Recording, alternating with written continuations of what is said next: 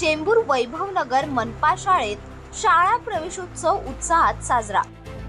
नूतन विद्यार्थ्यांना शाळेच्या पहिल्या दिवशी त्यांची ओवाळणी करून तसेच टिळा लावून खाऊ वाटप करून विद्यार्थ्यांचे स्वागत करण्यात आले।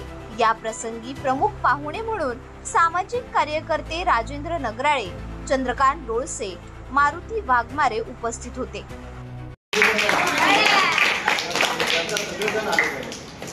इथे बघा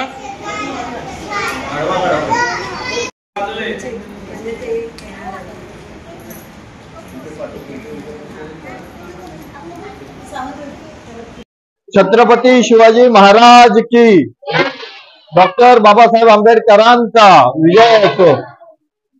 आज आपल्या शाळेचा पहिला दिवस आहे।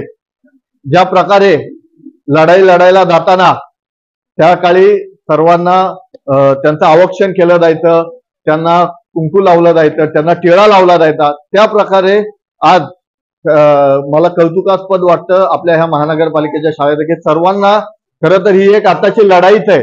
लहान मुलांना आता ह्या ज्या वेळेला आपण शाळेमध्ये येतो त्या वेळेला कुणाला काही माहित असतं नसतं, काही काहींची परिस्थिती असते, त्यांचे आई वडील कोणत्या कोणत्या प्रकारे कष्ट करून आपल्या मुलांना शिकवत असतात। आणि खरोखरच महानगरपालिकेच्या शाळा या गोरगरीब विद्यार्थ्यांना फार एक मोठं असा आधारस्तंभ आहे। डॉक्टर बाबासाहेब आंबेडकरांनी सांगितलंय, शिका, संघटित व्हा आणि संघर्ष करा। तर त्याची सुरुवात इथूनच होते। महानगरपालिकेच्या ह्या आपल्या शाळा आहेत। मी सर्व पालकांना आवाहन करतो की आपणही आपल्या मुलांना इथे टाका आणि इतरांनाही सांगा की या शाळेमध्ये प्रवेश घ्या। शाळेतून आज आम्हाला शिक्षक वर्ग आणि कर्मचारी वृंद यांनी इथे बोलून आमचा जो मान सन्मान केला त्याच्याबद्दल आभारी राहील आणि शाळेला यथाशक्ती ज्या ज्या गोष्टींच्या सहकार्य लागेल ते आम्ही करेल। सर्व मुलांना मी सांगतो इथे शिकल्या पायलट कुणाला व्हायचंय? पायलट म्हणजे विमान कुणाला चालवायचंय? नाही, डॉक्टर कुणा तुला चालवायचंय? तुझं नाव काय? जाफर। बघा जाफरला विमान चालवायचंय। अच्छा, डॉक्टर कुणाला व्हायचंय? तुला। अरे वा, तुझं नाव काय दीदी? अंजली। हा, आनंदी, सदैव आनंद राहा आनंदी। आणि पोलीस ऑफिसर कुणाला व्हायचंय? सगळे पोलीस व्हायचंय। वा वा वा वा। मोठा व्यापारी कुणाला व्हायचंय? एकट्यालाच व्यापारी व्हायचंय। बरं बरं, हे सगळं तुम्हाला जर करायचं असेल तर याला सगळ्यात मोठं गोष्ट म्हणजे तुम्ही शिका। आणि शिक्षक, सगळ्यात मोठं शिक्षक कुणाला व्हायचंय? टीचर कुणाला व्हायचंय? टीचर।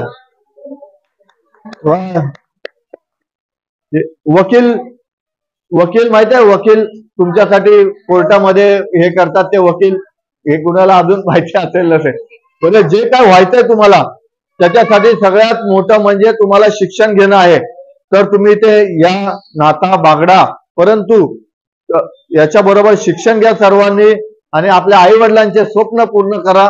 एवढीच मी तुम्हाला या आज पहिल्या दिवशी, प्रवेशाच्या पहिल्या दिवशी शुभेच्छा देतो। आणि असंच आम्हाला बोलून पुन्हा एकदा आमचे मित्र होते चंद्रकांत डोळसे, मारुती वाघमारे, आमच्या सर्वांच्या हस्ते ज्या काही 27 वस्तू असतात त्या वाटप केल्या। तसेच मी ज्या राजाराम बापू पाटील दूध संघात, खरं तर आज मला या दूध संघाच्या वतीने मी आपल्या शाळेला काही गिफ्ट पण देईन परत येऊन सर्व मुलांना। ज्या वेळेला एखादा आता हा करू त्यावेळेला मी श्रीखंड वगैरे आपल्या सर्व विद्यार्थ्यांना देईन। तर असं सर्वांनी शिका, संघटित व्हा आणि संघर्ष करा। संघर्ष करायची वेळच नाही आली पाहिजे। शिकला आणि संघटित झालं की संघर्ष करायची वेळ नाही येणार, अशी मी बोलतो। पुन्हा एकदा सर्व मुलांना शुभेच्छा देतो, सर्व शिक्षकांचे आभार मानतो, पालकांचे आभार मानतो, विद्यार्थ्यांना शुभेच्छा देतो आणि जे इतर कर्मचारी वृंद आहेत त्यांना देखील शुभेच्छा देतो। धन्यवाद। या ठिकाणी प्रवेश उत्सव, या ठिकाणी पूर्ण मुंबई महानगरपालिकामध्ये जेवढ्या झेडपीच्या शाळा आहेत त्या शाळेमध्ये अशा प्रकारचा प्रवेश उत्सव ठिकठिकाणी साजरा केला जात आहे। आणि आम्ही सुद्धा मुंबई महानगरपालिकेमध्ये घाटला उच्च प्राथमिक शाळेमध्ये माझं सुद्धा शिक्षण झालेलं आहे, परंतु त्यावेळी अशा प्रकारचे उपक्रम नव्हते। परंतु सुंदर उपक्रम महानगरपालिकेच्या वतीने प्रत्येक शाळेमध्ये द्यायचं सर्वांनी ठरवलेलं आहे।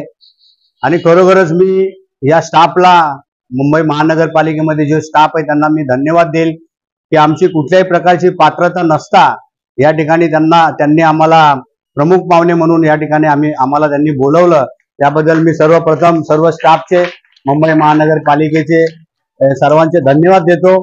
आणि मुलांना सांगतो की बाहेरच्या शाळेमध्ये आपल्याला माहित आहे की किती किती फी आकारली जाते, डोनेशन लागतं, परंतु मुंबई महानगरपालिकेमध्ये 27 वस्तू या ठिकाणी फ्री दिल्या जातात. त्याबद्दल मी मुंबई महानगरपालिकेचा आधी धन्यवाद करतो की आमच्या वेळी अशाकडचे उपक्रम नव्हते, परंतु आता वेगवेगळे निरनिराळे उपक्रम महानगरपालिकेच्या शाळेमध्ये दिले जातात. म्हणून मी विभागातील सर्व नागरिकांना पण विनंती करेल की आपली मुलं जास्तीत जास्त महानगरपालिकेमध्ये तुम्ही प्रवेश द्या. कारण बाहेरच्या शाळेमध्ये तुम्ही डोनेशन बघताय, फी बघताय, कितीतरी अफाट त्या लोकांनी फी वाढवून ठेवलेली आहे, परंतु महानगरपालिकेमध्ये निशुल्क असं शिक्षण आपल्याला मिळतंय. आणि या मुलांचं भवितव्य सुद्धा या ठिकाणीच आपण बघताय. जेवढे मंत्री झालेले आहेत किंवा अनेक डॉक्टर झाले, वकील झाले, इंजिनियर झाले, ते सुद्धा मुंबई महानगरपालिकेमधूनच शिकून झालेत. पण पालकांची याची थेअरी अशी असते की नाही शाळेमध्ये काही शिकवत नाही. कसं असतो, गुरु हा एकच असतो, परंतु शिक्षा घेणारे हे आपल्यामध्ये पात्रता असावी लागते. म्हणून मुंबई महानगरपालिकेमध्ये शिकवत नाही अशी पालकांची धारणा आहे. परंतु मी या ठिकाणी सर्व पालकांना आव्हान करेल की आपण खरोखरच मुंबई महानगरपालिकेमध्ये आपल्या मुलांचा प्रवेश करा आणि आपल्या या मुंबईचं आणि महाराष्ट्राचं नाव ती मुलं कशी उज्ज्वल करतील याकडे लक्ष द्यायचं आहे. आणि पुन्हा एकदा या सर्व स्टाफला मी धन्यवाद देईल की या ठिकाणी येऊन आपण आम्हाला जो मान दिला आणि जो आदर सत्कार केला त्याबद्दल सर्वांना मी धन्यवाद देतो. जय हिंद, जय महाराष्ट्र. आपल्या शाळेतील नवीन विद्यार्थ्याचे पालक इथे आपलं मनोगत मांडतायत, तर मी त्यांच्याकडे माहिती देते. सर्वप्रथम, गतिविना मती गेली, मतीविना नित्य गेले, नित्यविना वित्त गेले, वित्तविना शूद्र खचले. इतके सारे अनर्थ एका अविद्येने केले, ज्यांच्यामुळे आज मी इथे 2 शब्द बोलू शकते असे त्या क्रांतिज्योती सावित्रीबाई फुले, भारतीय परराष्ट्र धोरणाचे शिल्पकार डॉक्टर बाबासाहेब आंबेडकर, ज्या 2 वर्ष 11 महिने 17 दिवसात भारताची घटना लिहिली पाना पानात, असे ते भारतीय राज्यघटनेचे शिल्पकार महामानव डॉक्टर बाबासाहेब आंबेडकर, आणि ज्यांनी आयुष्यभर जीवाशी लढून हिंदवी स्वराज्य स्थापन केले असे छत्रपती शिवाजी महाराज यांना सर्वप्रथम अभिवादन करते.